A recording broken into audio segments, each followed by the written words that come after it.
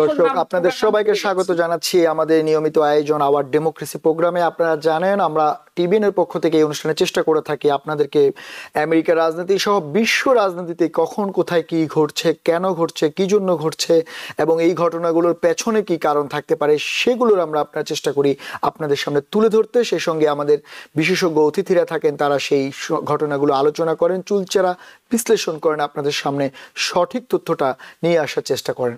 আপনারা জানেন এখন এই মুহূর্তে বিশেষ করে নিউ ইয়র্কে একটি উৎসব মুখর পরিবেশ, সাজ রব, কারণ নিউ ইয়র্কের যে মেয়র নির্বাচন এটি আসলে নিউ ইয়র্ক ছাড়িয়ে পুরো আমেরিকা জুড়ে আলোচনার বিষয়, সেই সঙ্গে পুরো বিশ্বে আলোচনার বিষয়। কারণ আপনারা জানেন নিউ ইয়র্কে এই মুহূর্তে যারা মেয়র প্রার্থী রয়েছেন তার মধ্যে সবচেয়ে ব্যতিক্রম তিনি হচ্ছেন জোহরান মামদানি। উনাকে ঘিরে যেই পরিমাণ উন্মাদনা, যেই পরিমাণ আলোচনা আমেরিকান রাজনীতিতে, মেইন স্ট্রিম রাজনীতি থেকে শুরু করে বিশ্ব রাজনীতিতে, কারণ প্রথমবারের মতো একজন মুসলিম মেয়র পেতে যাচ্ছে নিউ ইয়র্ক, এমনটা বিভিন্ন জরিপে বলছে। বিভিন্ন জায়গায় জরিপে এখনো পর্যন্ত বিপুল ব্যবধানে এগিয়ে রয়েছেন জোহরান মামদানি। এবং আপনারা জানেন যে গতকালকে সবশেষ উনি হিলসাইড স্টেডিয়ামে যে সভা করেছেন সেখানে একটি অভূতপূর্ব দৃশ্য, সব ধরনের শ্রেণী পেশা বর্ণের মানুষ সেখানে উপস্থিত হয়েছেন। তিনি সেখানে অনেকগুলো প্রতিশ্রুতি দিয়েছেন। সবচেয়ে আকর্ষণীয় যে ব্যাপার, সেখানে উপস্থিত ছিলেন আলেকজান্দ্রা ওকাসিও এবং বার্নি স্যান্ডার্স মতো অভিজ্ঞ রাজনীতিবিদ যারা মামদানিকে সমর্থন দিয়েছেন। এর আগে হাকিম জেফরিও মামদানিকে সমর্থন দিয়েছেন এবং আরো একজন, তিনি হচ্ছেন নিউ ইয়র্কের গভর্নর ক্যাথি হোকুল, উনি মামদানির এই সভাতে উপস্থিত ছিলেন এবং তিনিও মামদানিকে সমর্থন দিয়েছেন। এবং তরুণ প্রজন্মের সমর্থন তো রয়েছেই, সে সঙ্গে উনার যে আকর্ষণীয় ম্যানিফেস্টো, উনি প্রতিজ্ঞা করছেন যে জিনিসগুলো ইস্তেহারে নিয়ে আসছেন নিউ ইয়র্কের জন্য যা করবেন, ফ্রি ফাস্ট বাস থেকে শুরু করে অ্যাফোর্ডেবল হাউস থেকে শুরু করে এমপ্লয়মেন্ট থেকে শুরু করে অনেক কিছু বিষয় মানুষকে আকর্ষণ করছে। কারণ অগ্রিম ভোটে বিভিন্ন জরিপে সেটা প্রতিফলিত হচ্ছে। কিন্তু তার মানে এই নয় যে একেবারে প্রতিদ্বন্দ্বিতাহীনভাবে মামদানি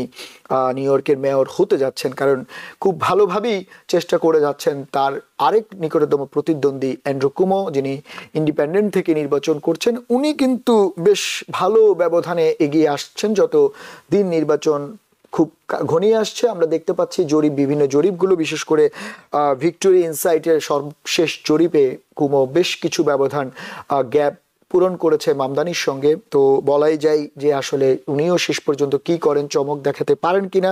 তবে এত কিছুর আলোচনার মধ্যে রিপাবলিকান প্রার্থী যিনি রয়েছেন ক্লাসোয়া কার্টিস, উনি আসলে অতটা আলোচনায় নেই যদিও বা, কিন্তু ভোটের মাঠে বলা যায় না কি হয়, শেষ পর্যন্ত ভোটাররা নির্ধারণ করে থাকেন। আর আরেকটা বিষয় যেটি হচ্ছে বিশ্ব রাজনীতিতে এখন আরেক আলোচনার বিষয়, প্রেসিডেন্ট ট্রাম্পের এশিয়া সফর।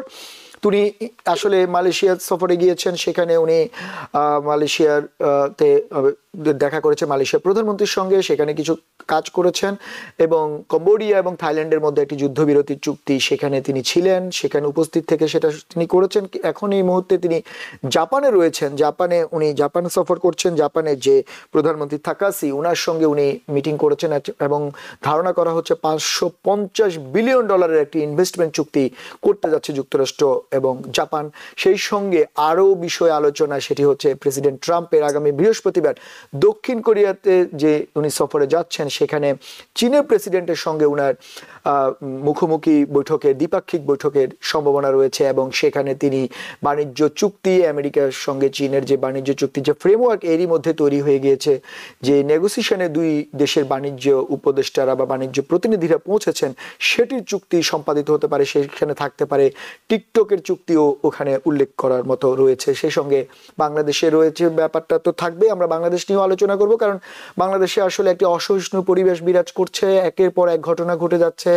সবশেষ আমরা দেখলাম দুটো বিশ্ববিদ্যালয়ে মারামারি করে সেখানে অগ্নির ঘটনা ঘটেছে। এর আগে বিভিন্ন জায়গায় আগুনের ঘটনা ঘটেছে, কিন্তু বিশ্ববিদ্যালয়গুলো বিশেষ করে শিক্ষাক্ষেত্রে এক অস্থিরতা বিরাজ করছে বাংলাদেশে।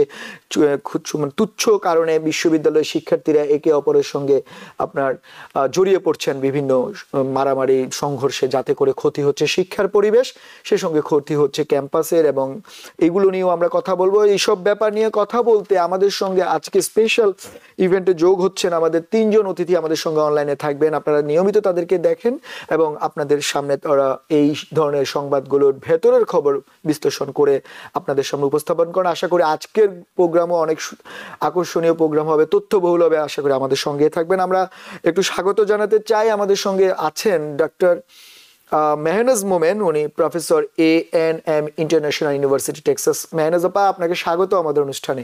ধন্যবাদ। সেই সঙ্গে আমাদের সঙ্গে আছেন professor doctor M Khaliquzzaman, Commonwealth বিশ্ববিদ্যালয় অফ পেনসিলভেনিয়া। খালিকুজ্জামান স্যার, আপনাকেও স্বাগত আমাদের অনুষ্ঠানে। Thank you. আর নিয়মিত আপনাদের সবার প্রিয়, যিনি সবসময় বিশ্লেষণ করে থাকেন, সিনিয়র সাংবাদিক সৈয়দ মোহাম্মদুল্লাহ, উনিও আছেন আজ আমাদের সঙ্গে। আপনারা ওনারও আকর্ষণীয় বিশ্লেষণ আশা করি শুনবেন। মোহাম্মদুল্লাহ ভাই, আপনাকেও স্বাগত আমাদের অনুষ্ঠানে। আজকে আসলে এটা একটা মানে বিশাল আয়োজন, বিশেষ করে আপনারা 3জনই প্রথিতযশা আলোচক এবং অভিজ্ঞ। আপনারা এই ব্যাপারগুলো নিয়মিতই আলোচনা করছেন, আমাদের গণমাধ্যমে তুলে ধরছেন আমাদের দর্শকদের জন্য।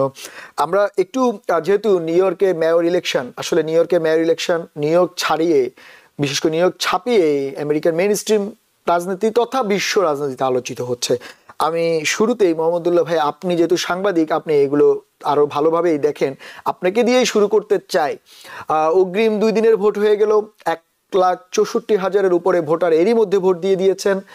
বিভিন্ন জরিপে মামদানি এগিয়ে আছেন, কিন্তু কুমো দারুণ প্রতিদ্বন্দ্বিতা করছেন। কি মনে হয় আজ এই অগ্রিম ভোটে 2-3 দিন পেরিয়ে যাওয়ার পরে আপনার কি মনে হয় যে বাতাস কোন দিকে বইতে যাচ্ছে? এখন নিশ্চিত করে তো বলা যায় না।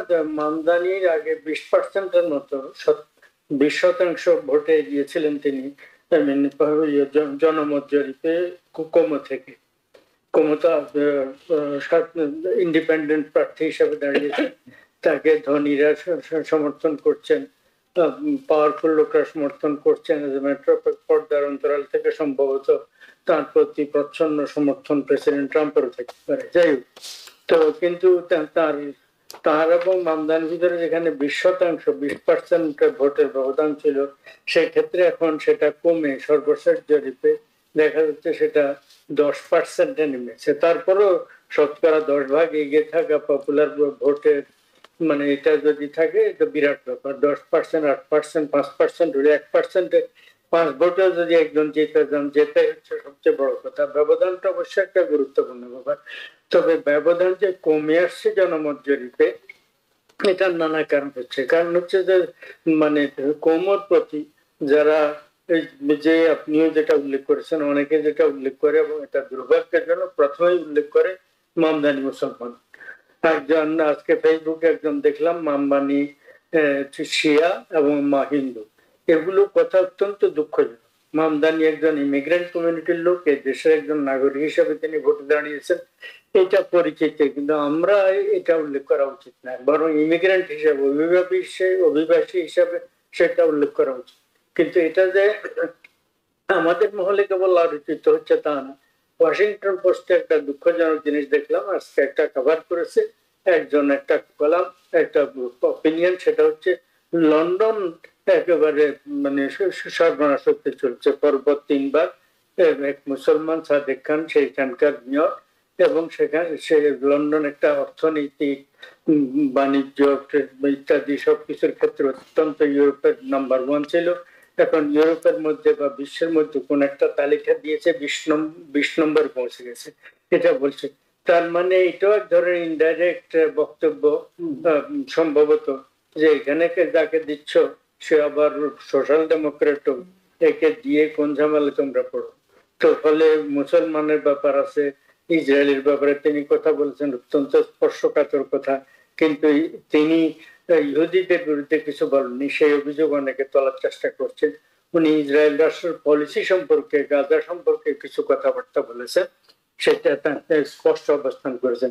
ফলে এই জিনিসগুলো আমাদের কাছে এখনো পর্যন্ত, যারা অনেকে অগ্রিম ভোট দিয়েছেন, ভোট দিন না দিন, যারা আপনার এখান থেকে আমাদের বক্তব্য শুনবেন, সকল প্রতি আমার আবেদন থাকবে তার পরিচিতিটা মুসলমান, হিন্দু মা, শিয়া বাবা এই সমস্ত বাদ দিয়ে তিনি একজন ইমিগ্রেন্ট, এটার উপরে জনতা এক। 2 নম্বর হচ্ছে যে তিনি কি অবস্থান নিয়েছেন, তার বক্তব্যটা কি, তার এজেন্ডাটা কি, তিনি কি করবেন জনগণের জন্য, তার এজেন্ডা।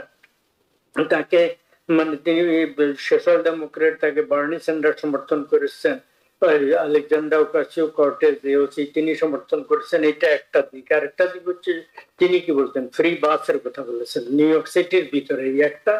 তারপরে হচ্ছে যে ওই যে ঘর ভাড়া, অ্যাফোর্ডেবল হাউসের কথা বলেছেন। হ্যাঁ, ঘর ভাড়া, যেগুলা ঘর ভাড়া ফ্রিজ করার কথা বলেছেন, ব্যাপারটা ওখানে ফ্রিজ করা, বাড়ানোটা ওখানে আপাতত। কিন্তু কথা হচ্ছে এর মধ্যে তার উপর থ্রেট দেওয়া হয়েছে ফেডারেল সরকার নানা ধরনের মানে প্রোগ্রামে টাকা দেবেন, ফেডারেল সরকার থেকে, স্টেট সরকার থেকে, প্রত্যেক শহরের নিজস্ব বাজেট থেকে, তার ইনকাম থেকে আসে, কিছু স্টেট গভর্নমেন্ট থেকে আছে, কিছু ফেডারেল সরকার থেকে আছে। এই ফেডারেল সরকার যদি টাকা না দেয়, স্টেট যত টাকায় দিক, ফেডারেল সরকার যদি টাকা না দেয়, সেই টাকা, সেই অর্থ সেটি মানে ম্যানেজ করতে পারবে না। ফলে তিনি যদি সেটা তার যে প্রস্তাব মতো করতে না পারেন, জনগণ সেটা বুঝবে। এই নিয়ে আপাতত আমরা ভীত হওয়ার কোনো কারণ নেই, বরং জনগণ সেটাতে ফেডারেল সরকার যদি বন্ধ রাখে তাদের উপরই অসন্তুষ্ট হবে। ফলে আমার এখনো মনে হচ্ছে তার সম্ভাবনা বেশ উজ্জ্বল। মানে ফান্ডটা হচ্ছে সাপোর্ট হওয়ার কারণে কোমর একটু সমর্থন বেড়েছে, তার পিছনে খুব বলিষ্ঠ মানে টাকা দিয়ে সব ধরনের নানা ধরনের পলিটিক্স করে মানে অন্য পরিচিতি ইত্যাদি অবস্থানের কথা তুলে ধরে নানা ধরনের প্রচার ফলে এটা হচ্ছে। কিন্তু কোমর সম্ভবত ওই ফিনিশ লাইন পর্যন্ত যাওয়া তার পক্ষে সম্ভব আমার মনে হচ্ছে সেটা তো আমরা আসলে সম্ভাবনা সবচেয়ে। মোহাম্মদুল্লাহ ভাই, আপনি অনেক সুন্দরভাবে বলেছেন, সেটার জন্য অপেক্ষা করতে হবে 4 নভেম্বর পর্যন্ত। আমি একটু ডক্টর মেহনাজ আপনার কাছে আসতে চাই। যেমনটা মোহাম্মদুল্লাহ ভাই যেমনটা বললো যে মামদানির ব্যক্তি পরিচয়টা ইম্পর্টেন্ট না, ইম্পর্টেন্ট হচ্ছে উনার ম্যানিফেস্টো, উনার ইশতেহার, উনি কি করতে যান। এবং তরুণ একজন প্রার্থী, অনেক বয়স কম, মাত্র 33 বছর। এবং মামদানি গতকাল আমাদের আমাদের যে টিভিএন পরিচালক হাবিব ভাইয়ের কাছে একটা ইন্টারভিউতে বলেছেন যে উনি নিজেকে যতটা না মুসলিম বা অভিবাসী পরিচয় করাতে চান, তার চেয়েও বেশি উনি নিজেকে একজন নিউ ইয়র্কের কর্মক্ষম মেয়র হতে চান, স্বপ্নবাজ মেয়র হতে চান, নিউ ইয়র্কে পরিবর্তন করতে চান। এই পরিচয়গুলোকে উনি সামনে আনতে বেশি স্বাচ্ছন্দ্য বোধ করেন। কিন্তু আমরা যেটা দেখলাম, বিশেষ করে মেইন স্ট্রিম যে পলিটিক্সের বিভিন্ন লোকজন, বিলিয়নিয়াররা যারা, তারা, আমরা বিল অকম্যানের কথা বলতে পারি, নিউ ইয়র্কের একজন বড় ব্যবসায়ী, উনি যেমন নিয়মিতই এক্স হ্যান্ডেলে টুইট করে যাচ্ছে মামদানির বিরুদ্ধে যে উনি কমিউনিজম, সোশ্যালিজম, এই ব্যাপারগুলো। কিন্তু আপনার কাছে আমার প্রশ্ন যে এই ব্যাপারগুলো সামনে এনে যে একজন প্রার্থী বা একজন তরুণ নিউ ইয়র্কে বদলাতে চান, দীর্ঘদিনের নিউ ইয়র্কের যে সমস্যাগুলোকে উনি পরিবর্তন করতে চান, সেখানে বাধা দিয়ে আসলে তরুণদের রাজনীতিতে আসার মানে যে বাধার সৃষ্টি করা যায়। আমেরিকাতে আমরা দেখতে পাচ্ছি যে দীর্ঘদিন ধরে প্রেসিডেন্ট থেকে শুরু করে সব প্রায় প্রার্থী হচ্ছেন প্রায় 60+, 70+। তো এই জায়গায় আপনার কি মনে হয় যে কোনো প্রকারে বাধা তৈরি করার চেষ্টা করা হচ্ছে এবং এই ধরনের একজনের নিরুৎসাহিত করা তরুণদেরকে রাজনীতিতে আসার ব্যাপারে? আমরা একটু অন্য ট্র্যাকে ব্যাপারটা নিয়ে আলোচনা করতে চাচ্ছিলাম। আমরা যদি মামদানির এই ক্যারিয়ারের এই পর্যন্ত উত্থান দেখি, তাকে যে ধরনের চ্যালেঞ্জের মুখোমুখি হতে হয়েছে, ইসলামোফোবিয়া, তারপরে যে তার প্রগ্রেসিভ অবস্থানের কারণে তার নিজের দল থেকেই তাকে যেভাবে করে আপনার শুধু সমর্থন না দেওয়া না, অনেকটা পরোক্ষভাবে আর কি তাকে মানে নিজের দল ডেমোক্রেট পার্টি চায় নাই যে সে নমিনেশন পাক। তো এই সমস্ত ভেদ করে সে যে এত দূর এসছে, এটা একটা বিরাট অর্জন। কিন্তু আমার কাছে মনে হয় যে এই অর্জনটা এখানেই থেমে থাকবে না। আমার কাছে মনে হয় যে ইলেকশনে উনি অবশ্যই জয়লাভ করবেন। এবং তার কিন্তু একটা বড় কারণ, আপনি যে কারণটা বললেন, যে এই যে এনার্জি, ইউথফুল এনার্জি, হ্যাঁ। এবং আমরা কিন্তু ডেমোক্রেটিক রিপাবলিকান দুই পার্টিতেই দেখছি যে মানে ভীষণ রকমের বয়স্ক মানুষ আপনার এই মানে তারা একদম ডমিনেট করছে দুইটা পলিটিক্যাল পার্টি। এবং এটা শুধু তাদের বয়স, তাদের নিজস্ব ইন্ডিভিজুয়ালের বয়সের কথা বলছি না, তাদের যে ধ্যান ধারণা আছে সেগুলো আসলে অনেক পুরানো ধ্যান ধারণা। সেগুলোর সাথে এখনকার বিশ্বের অনেক মানে অনেক কিছু আসলে একদমই অ্যাপ্রোপ্রিয়েট না ওই ধ্যান ধারণাগুলো। তো এখন যারা নতুন ভোটার, যারা আপনার মানে ইয়াং ভোটার তারা নতুন কিছু শুনতে চায় এবং তাদের যে সমস্যাগুলো সেই সমস্যাগুলো সমাধান করতে পারে এমন মানুষ চায়। তো সেই সব দিক থেকে চিন্তা করলে Zohran Mamdani is the perfect answer. কিন্তু আমরা দেখতে পাচ্ছি তাকে বারবার দমন করার চেষ্টা করা হচ্ছে, কিন্তু উনি যেভাবে করে এগিয়ে আছেন এবং লাস্ট আপনারা ডিবেটে যদি দেখেন ওনাকে যে সমস্ত প্রসঙ্গ নিয়ে বলা হয়েছে ওগুলো তো একদমই মানে ওগুলোকে আমি বলবো যে রেসিজম, ইসলামোফোবিয়া, মানে যা কিছু আপনি বলতে চাইবেন সবকিছু ওর মধ্যে আছে। কিন্তু মামদানি খুবই স্কিলফুল একজন পলিটিশিয়ান। তিনি তার অবস্থানটি, তার যে এই যে তার একটা মানে তার প্রগ্রেসিভ অবস্থানটা, এটা কিন্তু উনি সবসময় ধরে রেখেছেন এবং এটার বাইরে অন্য কোনো ফাঁদে উনি এখন পর্যন্ত পা দেয়নি। এখন আর মাত্র বেশি দিন বাকি নাই, কাজে এখন আমার কাছে মনে হয় বিরাট ধরনের ওলটপালট হবে না। কিন্তু এখন আরেকটা ইন্টারেস্টিং জিনিস আমার কাছে মনে হচ্ছে, যেটা হচ্ছে যে ডেমোক্রেটিক পার্টি এই ট্রাম্প ক্ষমতায় আসার পরে আমরা যে সমস্ত রিপাবলিকান পার্টি এবং ট্রাম্প অ্যাডমিনিস্ট্রেশনের যে সমস্ত আপনার ক্ষমতার অপব্যবহার দেখছি, সেটার বিরুদ্ধে ডেমোক্রেটিক পার্টি কিন্তু তেমন কোনো সোচ্চার হতে পারেনি। আমরা যদি দেখি এই যে যেমন ভেনেজুয়েলার যে আক্রমণগুলো করা হচ্ছে, এখানে কিন্তু খুব ভালো একটা সুযোগ ছিল ডেমোক্রেটিক পার্টির একটা অনেক বড় আপনার জনমত তৈরি করা, সেগুলো কিন্তু তারা কোনো কিছুই করতে পারেনি। তো তারা যে জিনিসটা পারছে না, তারা যে বারবার ব্যর্থ হচ্ছে এই যে তাদের ভোটারদের যে যে জিনিসটা তারা চায়, যে ভোটাররা যেটা চায় তারা দিতে পারছে না, সেই জায়গাতে আমরা দেখছি মামদানি একমাত্র হয়তো একটা আশার আলোর মতো আছে। সেই জন্যই সারা দেশে এই ইলেকশনের নিয়ে এত উৎসাহ, এত উদ্দীপনা। এবং এই মামদানির বিজয় যখন হবে তখন কিন্তু এটা ডেমোক্রেটদের উপরে একটা সাংঘাতিক একটা চাপের মতো হবে, যে তারা তাদের স্ট্যাটাস কো ধরে রাখতে পারবে না। তাদেরকে আসলেই মামদানির যে অবস্থানগুলো, যে আপনার ইকোনমিক পলিসির কথা বলেছে, ওই দিকে আপনার সরে আসার জন্য একটা চাপ তারা কিন্তু অনুভব করবে। এবং সবকিছু বিবেচনা করে মামদানির মতো প্রার্থী, হাই টাইম আমরা এরকম প্রার্থী চাই যে আইডিওলজিক্যালি, যে আর কি যার একটা আইডিওলজিক্যাল ক্ল্যারিটি আছে, এটা পার্টিজান না, মানে আমি ডেমোক্রেট বা আমি রিপাবলিকান সেটা না, সে উনি কি জিনিসটা চান, কেন চান স্পষ্ট করে তুলে ধরতে পারছেন, এবং সেই কারণেই উনাকে আমরা দেখছি যে এতখানি এগিয়ে আছে। এবং আপনার আরেকটা জিনিসও মনে রাখতে হবে যে নিউ ইয়র্ক সিটিতে ইসরায়েলের বাইরে সবচেয়ে বেশি জুইশ মানুষের অবস্থান, এবং উনার আপনি যদি মামদানির ভোটার তালিকা দেখেন সেখানে কিন্তু আপনার উনি যথেষ্ট পরিমাণে জুইশ সমর্থন পাচ্ছেন। জুইশ সমর্থন ছাড়া নিউ ইয়র্কে কেউ নির্বাচিত হতে পারবে না, কারণ সংখ্যাগরিষ্ঠতা এত, তাই না? তো এত কিছু, এত অপপ্রচারের পরও তার অবস্থানটা অনেক ভালো। আমি আশাবাদী যে উনি বিজয়ী হবেন। ধন্যবাদ মেহনাজ আপা। আপনি যেমনটা বলছিলেন যে তরুণ প্রজন্মের এবং 8.5 মিলিয়ন নিউ ইয়র্কারের মধ্যে প্রায় 30% ওপরে তরুণ ভোটার রয়েছেন, এবং আমরা একটা জিনিস লক্ষ্য করেছি যে আমদানি প্রচারণা যে জায়গাগুলো, প্রচারণার উনি যে বিজ্ঞাপনগুলো থেকে শুরু করে প্রচারণার যে ইভেন্টস গুলো আমরা দেখি, উনার এভরিথিং ইজ কালারফুল এবং নিউ জেনারেশনকে আকর্ষণ করার মতো। যেমন উনি রকিং মিউজিক দিচ্ছে, উনি আমরা দেখলাম রেস্টুরেন্টে গিয়ে পিজা খাচ্ছে, আবার অনেকের সঙ্গে হাত মিলাচ্ছে বিভিন্ন প্রোগ্রামে গিয়ে। এটা আসলেই এবার নতুন একটা জিনিস তৈরি করেছে, বিশেষ করে প্রচারণার ক্ষেত্রে। আমি একটু প্রফেসর এম খালেকুজ্জামান আপনার কাছে যেটা জানতে চাই, মেহনাজ আপা ঠিক যেখান থেকে শেষ করেছিলেন যে এত চাপের সত্ত্বেও মামদানি কিন্তু উনার স্বমহিমায়, বিশেষ করে যেটা বললো জুইস ভোটার বা অন্যান্য কমিউনিটির ভোটার, যেমনটা উনাকে ট্যাগ করা হচ্ছে যে উনি মুসলিম, শুধু মুসলিম, কিন্তু আমরা আরো একটা আপনাকে জানিয়ে রাখি যে আরো একজন মুসলিম প্রার্থী কিন্তু খুবই জনপ্রিয় এবং খুবই এগিয়ে আছে মিনিয়াপোলসে, কিন্তু নভেম্বরের 4 তারিখে মেয়র ভোট হতে যাচ্ছে, ওমর ফাতে। উনি কিন্তু মুসলিম এবং ইয়াং, এবং উনিও কিন্তু ওইখানে বেশ ভালো ব্যবধানে প্রতিদ্বন্দ্বিতা করছেন। আসলে ধর্মের চেয়েও একজন ব্যক্তি তার যে কর্মকাণ্ড, উনি কি করতে চান, এটা কি বেশি আকর্ষণ করছে বিশেষ করে তরুণ ভোটারদের? আপনার কি মনে হয়? জি, ধন্যবাদ আপনাকে। আসলে অন্য দেশের কথা আমরা বাদই দিই, ইউএসএ তে আসলে ধর্মের ভিত্তিতে রাজনীতি নিয়ে আলোচনা হবে এটা তো আমরা চাই না। কারণ ইউএসএ তে অফিসিয়ালি স্টেট এবং চার্চের মধ্যে একটা মানে আইনগতভাবে একটা মানে ভাগ করা হয়েছে। আমরা বলতে প্রবাসীরা যারা তাকে মুসলমান হিসেবে বেশি দেখতে চায়, এটা এক ধরনের তাদের নিজস্ব হচ্ছে সীমাবদ্ধতা, তাদের নিজস্ব ন্যারোনেস। তারা দেশ থেকে যে কালচারটা নিয়ে এসছে এটা এখানে এসে ইম্পোজ করতেছে, এটা হলো একটা দিক। আরেকটা দিক হচ্ছে কিছুটা আশাবাদ থেকে, যে হ্যাঁ তিনি অন্তত নামে তো মুসলমান, কারণ মুসলমান হিসাবে যেহেতু অনেক ধরনের নিগৃহের শিকার হয় এই দেশের মানুষেরা। আমরা যতই বলি অন্যান্য মাইনরিটির সাথে মুসলমানরা নিগৃহীত বেশি হয় এখানে, কারণ মানে মুসলমানদের বিরুদ্ধে এক ধরনের রীতিমতো ইসলামোফোবিয়া সারা দেশেই রয়েছে।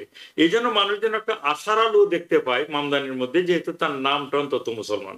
আমি যেটা বলতে চাচ্ছি, কিন্তু এই আলোচনাটা হওয়া উচিত না। এই আলোচনাটা হলে তার ক্ষতিই বেশি হবে লাভের তুলনায়। কারণ হচ্ছে একজন এওসি যখন ইলেকশন করে আমরা তাকে সমানভাবেই, আমরা যারা প্রগতিশীল সমানভাবেই তাকে সমর্থন করি।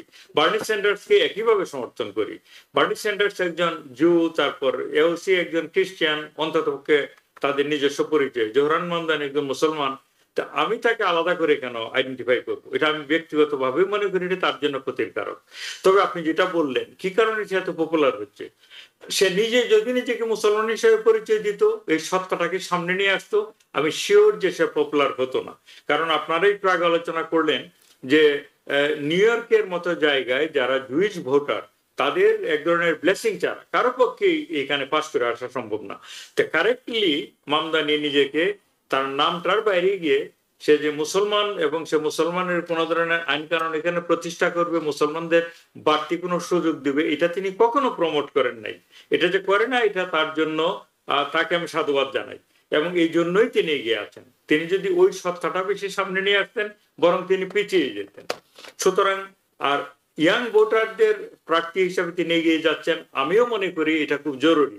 কারণ এটা কিন্তু আমেরিকার বাইরে গিয়েও, পৃথিবীতে যদি একটু চোখ বোলান, কারণ নিউ ইয়র্ক হচ্ছে পৃথিবীর রাজধানী, এই যে আরব বসন্ত থেকে শুরু করে আমাদের যে বর্ষা বসন্ত বাংলাদেশে হয়ে গেল, তারপরে হচ্ছে নেপালে যে বসন্ত হয়ে গেল, শ্রীলঙ্কায় যেটা হয়ে গেল, জেনজিরা যেটা করেছে, সেটাই কিন্তু সারা পৃথিবীর একটা ট্রেন্ড। মানুষেরা এইসব পুরনো ধ্যান ধারণাতে অতিষ্ঠ হয়ে গিয়েছে এবং তারা ভালো কিছু ডেলিভার করছে না। সুতরাং এরই সূত্র ধরে আমি মনে করি যে তিনি ইয়াং মানে ভোটার, ইয়াং একজন ক্যান্ডিডেট হওয়ার পরেও মানুষের দৃষ্টি আকর্ষণ করতে পেরেছে। তবে শুধু ইয়াং হওয়ার কারণে আপাতত দৃষ্টি আকর্ষণ করেছে, তিনি যদি তা ডেলিভার না করতে পারে তার যে প্রমিসে, তাহলে কিন্তু এটা একটা আশাহতের কারণ হয়ে দাঁড়াবে। যেমনটা এই আলোচনায় আমরা এখন যাচ্ছি না, শুধু অন দা সাইড বলে রাখি, যেমনটা বাংলাদেশের যে জেনজিরা যে বিপ্লব না হোক অভ্যুত্থান করেছে, সেটা কিন্তু তারা ব্যাপকভাবে আমাদের আশাহত করছে তাদের যে বিভিন্ন ধরনের অপকর্মের মাধ্যমে। সুতরাং তাদের উপরে কিন্তু মানুষের বিশ্বাস ছিল বাংলাদেশে যে জেনজিরা অথবা ইয়াংরা ভালো কিছু করবে, কিন্তু আনফরচুনেটলি সো বাংলাদেশে এতটা ভালো ডেলিভার করতে পারে নাই। আমি আশা করি মামদানি বাংলাদেশের মতো হবে না। তিনি তার যে প্রমিস, সেগুলি সবগুলি না পারলেও সিংহভাগ তিনি বাস্তবায়ন করেন। সব তিনি পারবেন না আমার ধারণাই, কারণ সব করতে হলে যে বাজেটের যে হিসাব নিকাশ সেটা মিলে না। ইলেকশনের সময় অনেকে একটু বাড়তি কথা বলে, একটু বাড়তি প্রমিস করে, এটা অন্যায় কিছু না। তবে মোটা দাগে তিনি যদি তার প্রমিসগুলি রক্ষা করতে পারেন, তাহলে তিনি সফল হবেন এবং তার সফলতা আমি কামনা করি। না, সেটা ঠিক আছে। আপনি যেমনটা বলছিলেন, আমরা আসলে এখন যতগুলো আলোচনা করলাম এই মুহূর্তে, আপনারা যা বললেন পজিটিভ, এবং আপনি বলেন বসন্তের কথা, আমরা এটাও দেখতে পেলাম যে বসন্তের পরে গাছের পাতাও ঝরে পড়ে, বসন্তের পরে শীতও আসে, সেটাও একটা বিষয়। কিন্তু প্রশ্ন হচ্ছে মামদানির বিরুদ্ধে কিন্তু আবার যারা অপোজিশন রয়েছেন তাদের বেশ কিছু অভিযোগ রয়েছে। বিশেষ করে অ্যান্ড্রু কুমো বেশ কিছুদিন ধরে বেশ কিছু অভিযোগ মামদানির বিরুদ্ধে করছেন, এবং আমরা দেখলাম প্রেসিডেন্ট ট্রাম্প তার বেশ কিছু বক্তব্যে মামদানির বিরুদ্ধে বলছেন। যেমন উনাকে বলা হচ্ছে উনি কমিউনিজম, উনি সোশ্যালিস্ট, আর উনি যেই কথাগুলো যে প্রমিসগুলো করছেন সেগুলো বাস্তবতা বিবর্জিত। কিন্তু প্রশ্নটা হচ্ছে, আমি একটু প্রফেসর মেহনাজ আপনাকে জানতে চাই, যেহেতু আপনি একটু আগে তরুণদের নিয়ে বলছিলেন, কিন্তু এই যে মামদানির কিছু কর্মকাণ্ড, যেমন উনি যেই কথাগুলো প্রমিসগুলো করছেন, আপনার কি মনে হয় যে এগুলো মানে পূরণ করার মতো? যেমন উনি বললো ফ্রি বাস, উনি বললো ফ্রিজ রেন্ট, উনি বললো গ্রোসারি, ফ্রি গ্রোসারি, এগুলো কি আপনার কি মনে হয় শুধুমাত্র পপুলারিটি বা ভোটের রাজনীতির জন্য, না আসলে এগুলো বাস্তব করা সম্ভব? এছাড়া প্রেসিডেন্ট ট্রাম্প সহ অন্যরা যারা অপোজিশন, তার বিরুদ্ধে যে অভিযোগটা উনি সোশ্যালিজম, কমিউনিজম, আপনি কি মনে করেন যে এটা এক ধরনের কমিউনিজমের উত্থান? যেমনটা যেমনটা আমরা বলছিলাম, আসলে এই মামদানি কুমোর এই যে ফাইটের ব্যাপারটা বা যে লড়াইয়ের ব্যাপারটা, সেটি আসলে এমন এক জায়গায় গিয়ে ঠেকেছে যে কেউ কাউকে ছেড়ে কথা বলছে না। একজন একজনের বিরুদ্ধে অনেক অভিযোগ আছে। আমরা এতক্ষণ মামদানি সেইগুলো আলোচনা করছি। এই অভিযোগগুলো কেন হচ্ছে, কি জন্য হচ্ছে, এর পেছনে কি কারণ, সেটাও আমরা জানার চেষ্টা করবো। আমরা আমাদের অভিজ্ঞ যে আলোচক তাদেরকে প্রশ্ন রেখেছিলাম, কি হয়ে গেছে। আমরা একটা ছোট্ট বিরতি নিচ্ছি, বিরতির পর ফিরে এসে আমরা এই বিষয়গুলো নিয়ে আলোচনা করবো। কোথাও যাবেন না, আমাদের সঙ্গে থাকুন। দর্শক, বিরতির পর আপনাদের আবারও স্বাগত জানাচ্ছি আওয়ার ডেমোক্রেসি অনুষ্ঠানে। দর্শক, আমরা একটু দুঃখিত, প্রযুক্তিগত বিভ্রান্তির কারণে আমরা আমাদের যে গেস্টরা রয়েছিলেন তাদের সঙ্গে আসলে আমাদের সংযোগটি বিচ্ছিন্ন হয়ে যায়। তাই আমরা হয়তো আগামী কোনো অনুষ্ঠানে ওনাদেরকে আবার যুক্ত করব, আপনারা ওনাদের বিশ্লেষণ শুনতে পারবেন। আর যে জায়গায় আমরা ছিলাম, সবচেয়ে বড় যে ব্যাপার, যেমনটা আমাদের গেস্টরা আলোচনা করছিলেন, যে এবারে নিউ ইয়র্ক নির্বাচনে মামদানির যে জনপ্রিয়তা, তার পেছনে সবচেয়ে বড় যে কারণ সেটি ছিল তরুণ প্রজন্মের যে আগ্রহ। আমরা দেখলাম যে মামদানির প্রচারণা থেকে শুরু করে ওনার বক্তব্য সবকিছুতে তরুণদেরকে আকর্ষণ করার একটা ব্যাপার ছিল, এবং সেই জায়গায় বারবার অ্যান্ড্রু কুমো যে জিনিসটি উত্থাপন করছেন, এবং উনি বারবার যেটি অপোজিশনে বলার চেষ্টা করছেন, যে মামদানি কম অভিজ্ঞ, ওনার বয়স কম, এবং মামদানির এই ব্যাপারগুলো নিয়ে কোনো ধারণা নেই, কারণ প্রায় 300 বিলিয়নের উপরে একটা নিউ ইয়র্কের বাজেটের এরকম একটা শহর মামদানি চালাতে পারবেন না, এবং সেই জন্য উনি নিজের অভিজ্ঞতাটাকে সামনে নিয়ে আসছেন। কারণ আপনারা জানেন কুমো বেশ অভিজ্ঞ রাজনীতিবিদ, উনি ওনার পারিবারিকভাবেই উনি আসলে এই অভিজ্ঞতা অর্জন করেছে। ওনার বাবা গভর্নর ছিল, উনি দীর্ঘদিন গভর্নর ছিলেন, প্রায় 10 বছরের বেশি সময় গভর্নর উনি ছিলেন, এবং গভর্নর থাকাকালীন সময় উনি অনেক ভালো কাজও যেমন করেছেন, ওনার বিরুদ্ধে অনেক সমালোচনাও রয়েছে। বিশেষ করে কোভিডকালীন সময়ে উনি যে নিয়ন্ত্রণ করতে পারেনি নিউ ইয়র্কে, বিশেষ করে যে পরিমাণ ভুগছে নিউ ইয়র্কের মানুষ ভুগেছিল, সবকিছু মিলিয়ে উনি আসলে বেশ কিছু বেকায়দায় ছিল, এবং ওনাকে গভর্নর ছাড়তে হয়। শেষ পর্যন্ত অনেকে ভেবেছিল যে কুমোর রাজনৈতিক ক্যারিয়ার ওখানেই বোধহয় শেষ। এবং আমরা সবশেষ যেটা দেখলাম, যে ডেমোক্রেটিক প্রাইমারি নির্বাচনে কুমো এবং মামদানি যখন লড়াই করছিল, বেশ ব্যবধানে কুমো এগিয়েছিল, সেখানে মামদানি অনেক পেছনে ছিল, কিন্তু যত দিন গড়িয়েছে মামদানি সেই ব্যবধান কমিয়েছে, এবং এক পর্যায়ে ডেমোক্রেটদের পক্ষ থেকে সেই মনোনয়ন মামদানি ছিনিয়ে নিয়েছে, এবং বিশাল ব্যবধানে কুমোকে পরাজিত করে মামদানি কিন্তু ডেমোক্রেটদের মনোনয়ন নিয়েছেন। কিন্তু কুমো দম্বার পাত্র নয়, উনি মানতে রাজি নয়, কিন্তু সেজন্য উনি ইন্ডিপেন্ডেন্ট হয়ে আবার নির্বাচনে অংশ নিচ্ছে, যেটি আসলে এর আগেও উনি এরকম করেছিলেন, কিন্তু সেটা গভর্নরে উনি জিতেছিলেন। কিন্তু এবার দেখা যাক কি হয়। কিন্তু যে জরিপগুলো বলছে, জরিপ কিন্তু বলছে ভিন্ন কথা। তবে শঙ্কার বিষয় সেটি হচ্ছে যে গত 2-3 দিন যে 2 দিনে যে অগ্রিম ভোট, এবং মামদানির হিলসাইডে স্টেডিয়ামে জনসভা, বার্নি স্যান্ডার্স ওকাসিওর ওখানে যোগদান, ক্যাথি ওকোলের অংশগ্রহণ, সেগুলোতে মামদানি যেমনটা অ্যাডভান্টেজ পেয়েছেন, পাশাপাশি কুমো বিশেষ করে বিলোনিয়ার যারা ব্যবসায়ী রয়েছেন, এবং মামদানির কিছু প্রমিসকে বা ইস্তেহারকে অনেকেই বলছেন বাস্তবতা বিবর্জিত, যে উনি রেন্ট ফ্রিজ করবেন, কিভাবে ফ্রিজ করবেন সেটা উনি ক্লিয়ার করেননি। উনি বলেছেন ফ্রি বাস থাকবে, কিন্তু ফ্রি বাস হলে এমটিএ কিভাবে চলবে সেটার কোনো ব্যাখ্যা উনি দেননি। এইসব ব্যাপার বলে বিশেষ, এবং আরেকটা যে ধর্মীয় যে বিভাজন সেটি তৈরি করে কুমো কিন্তু বেশ ভালো অবস্থান নিয়ে নিয়েছেন। আমরা সবশেষ সাফকো জরিপে, বিশ্ববিদ্যালয়ের জরিপে যেটি দেখলাম, কুমোর সঙ্গে মামদানি ব্যবধান মাত্র 10, 44-34। কিন্তু এখানে বড় ভূমিকা পালন করতে পারে রিপাবলিকান প্রার্থী যিনি রয়েছেন, উনি কিন্তু রিপাবলিকানদের কিন্তু নিউ ইয়র্কে আসলে তেমন ভোট না থাকলেও 10% উপরে রয়েছে। এখন প্রশ্নটা হচ্ছে, যেহেতু প্রেসিডেন্ট ট্রাম্প সহ রিপাবলিকান সবাই মামদানিকে আক্রমণ করছে, তারা কি এখন আসলে যদি ওনাদের যে কার্টিসকে ভোট না দিয়ে সেই ভোটগুলো যদি কুমোকে দিয়ে দেয়, তাহলে হয়তো সমীকরণ কিছুটা বদলে যেতে পারে। দেখা যাক কি হয়, আমরা সেই জন্য অপেক্ষা করব। আরেকটা জিনিস হচ্ছে, এখন এই মুহূর্তে বিশ্ব রাজনীতিতে আলোচনায়, বিশেষ করে আমেরিকাতে রাজনীতিতে যে জিনিসটি সবচেয়ে বেশি আলোচিত সেটি হচ্ছে প্রেসিডেন্ট ট্রাম্পের এশিয়া সফর। কারণ আপনারা জানেন এশিয়াতে এখন মানে যে অবস্থা রয়েছে এশিয়ার রাজনীতি, একদিকে রাশিয়া, একদিকে চায়না, ইন্ডিয়া, সেই সঙ্গে এখন যে বাণিজ্য যে যুদ্ধ, আমরা যেটাকে বাণিজ্য যুদ্ধ বলছি, সেটিতে কিন্তু বেশ কিছুটা যুক্তরাষ্ট্র ভালোই মানে চ্যালেঞ্জে পড়েছে বলা যায়। কারণ চায়না যেভাবে উত্থান হচ্ছে, সেই জন্য প্রেসিডেন্ট ট্রাম্প ট্যারিফ বসাচ্ছেন, কিন্তু ট্যারিফ বসানোর সাথে সাথে চায়না যে বাণিজ্য উপদেষ্টা বা বাণিজ্য প্রতিনিধিরা রয়েছেন, তারা এটা নিয়ে প্রেসিডেন্ট ট্রাম্পের যে বাণিজ্য উপদেষ্টারা রয়েছেন তাদের সঙ্গে 2-3 দিনের মিটিং করেছেন এবং আলোচনা করেছেন মালয়েশিয়াতে, এবং সেখানে তারা একটা ফ্রেমওয়ার্কে পৌঁছেছেন যে হ্যাঁ, বাণিজ্য চুক্তিতে ট্যারিফের যে প্রেসিডেন্ট ট্রাম্প যে 150% যে ট্যারিফের কথা বলেছেন, সেখান থেকে হয়তো সেটা কোথায় আসে নামিয়ে আনা যায়, যুক্তরাষ্ট্র কিভাবে লাভবান হয়, চায়না কিভাবে লাভবান হয়, সেটা নিয়ে আলোচনা হবে। কিন্তু সেটার সবার আকর্ষণ থাকবে সেটা আগামী বৃহস্পতিবার দক্ষিণ কোরিয়াতে প্রেসিডেন্ট ট্রাম্প এবং সিংজিং ওনার সঙ্গে যে মিটিং রয়েছে, সেই মিটিংয়ে কিন্তু অনেক কিছু পরিষ্কার হয়ে যাবে যে আগামীতে যুক্তরাষ্ট্র এবং চীনের যে সম্পর্ক, কূটনৈতিক, বাণিজ্যিক, অর্থনৈতিক, সেই সম্পর্ক কোন দিকে মোড় নিচ্ছে সেটি কিন্তু ওই সভাতে পরিষ্কার হয়ে যাবে। তাই বিশ্ব গণমাধ্যমের চোখ কিন্তু আগামী বৃহস্পতিবারের সেই সভার উপরে রয়েছে। কিন্তু in the mean time President Trump কিন্তু জাপান সফরে আছেন এই মুহূর্তে। উনি জাপানে যে নতুন যে প্রধানমন্ত্রী এসেছেন থাকসেনি, ওনার সঙ্গে কথা বলেছেন। $550 বিলিয়ন চুক্তি, বাণিজ্য চুক্তি বা বিভিন্ন রকমের ইনভেস্টমেন্ট চুক্তি করতে যাচ্ছেন। কিন্তু সবকিছুর ভিতরে যেটি আলোচনায় সেটি হচ্ছে, আপনারা জানেন, নতুন একটি খনিজ সম্পদ যেটাকে বলা হচ্ছে রেয়ার আর্থ। এই রেয়ার আর্থ নিয়ে চীনের সঙ্গে এখন নতুন করে দ্বন্দ্ব।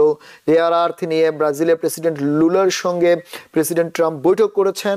এই রেয়ার আর্থ নিয়ে বিশ্ব রাজনীতিতে এখন কিন্তু একটি বড় সড়ো আলোড়ন তৈরি হচ্ছে, যেটা আমাদের বাংলাদেশেও কিছুটা আঁচ পড়েছে। কারণ আপনারা জানেন রেয়ার আর্থের একটা অংশ কিন্তু মিয়ানমারে রয়েছে, রাখাইন অঞ্চলে।